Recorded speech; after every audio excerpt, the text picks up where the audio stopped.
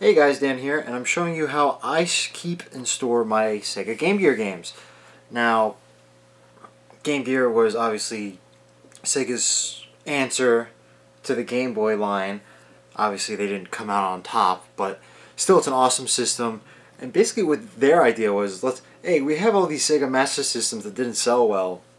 Why don't we cram them into a handheld and release the games in smaller cartridges? Now, the games are a little bit bigger than your average Game Boy game. Just for reference, this is about the size of a Game Boy game. Well, that is a Game Boy game. And this is a Sega Game Gear cartridge. A little bit bigger, but not by much. Now, obviously, this one came out on top. These have superior graphics and colors.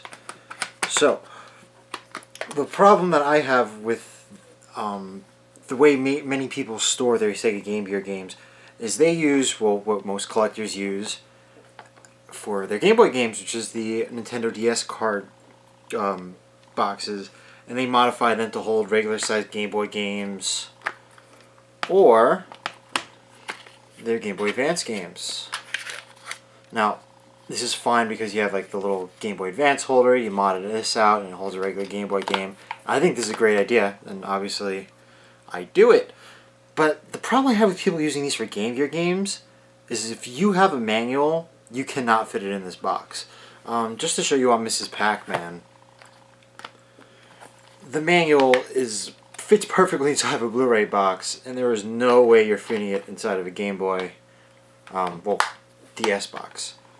So what I decided to do is I got Blu-ray cases. You can also use PS4 cases, but the spines are a little bit thicker, so they take up more room on your shelf. So I just stuck with the Blu-ray cases, and these are nice and cheap.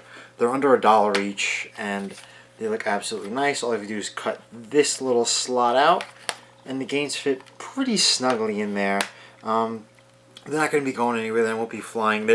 They're secure. If you want to put some craft foam on the inside, so this way you know it's not going anywhere, you can. But I don't really see a need to. Now, I got these covers off of the Cover Project, which is an online community project to scan old covers of games. So this way they're digitally preserved, and you can make cases like these and show off your games with the original box art, and sometimes they're even modified. Like, you can get Super Mario Advance 4, which is Super Mario Brothers 3. You can get it so this way it doesn't say Super Mario Advance 4, and it looks like a box for just Super Mario Advance 3 on the Game Boy Advance. On the Game Gear, though, they don't have as many options, and they're missing a huge chunk of the library. That's not the website's fault, that's just the Game Gear being underserved just because it's not as popular. Now, I did get Mrs. Pac-Man and a few games on there, but they came in like these PAL, this is like the PAL packaging type of deal. And I'm pretty sure this is not the original cover for this game. What I think is the original cover is something a little bit similar to this art. And actually that's the art on the game also. So I think this isn't even accurate, which is very weird for it to show up on the Cover Project. Not that I'm complaining. So I was searching the web some more to find some more accurate packaging. Even though this is accurate, this isn't accurate to North America. What I found was SegaRetro.com, and I'm going to link both of these websites down in the description because they are amazing websites just for getting covers from any games. They have more than handhelds. I think they have everything from Sega CD, Sega Genesis. I think they even have Atari 2600 on there. All the way to the present day. They're always updating.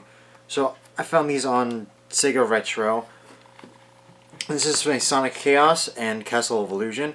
Now this is the original complete packaging, and Sega Retro has an amazing just catalog of information on Sega games, all the way from, I forgot the name of the original console, I think it's like the Sega 300 system or something like that, but this is even before the Master System, to all the way up to the Dreamcast.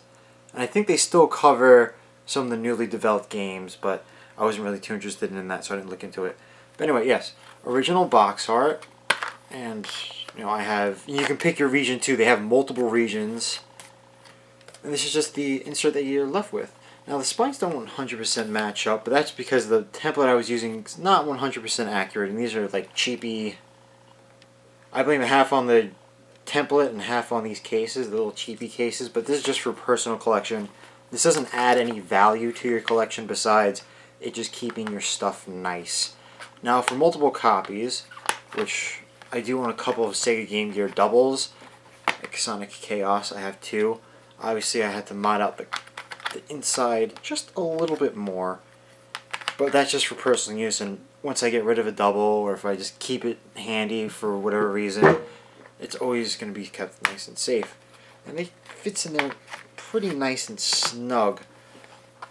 It's not going to be going anywhere, and I just have these all on my shelf so they don't have to look 100% perfect. Now, if you're looking for the template, you're looking for the websites, they'll all be linked down in the description. If you want me to do a guide on how I actually make these, I'll be more than happy to do one. But for right now, I'm pretty sure anyone can figure out how to print these out and cut them up. So thank you for watching. If you have any questions, please leave them down below. Like if you like this video. Dislike if you definitely dislike this video. I'm trying to fix things. I can see this is slightly better quality than my last 2 videos, but still trying to work on things. Thank you guys for watching, and I'll see you guys later.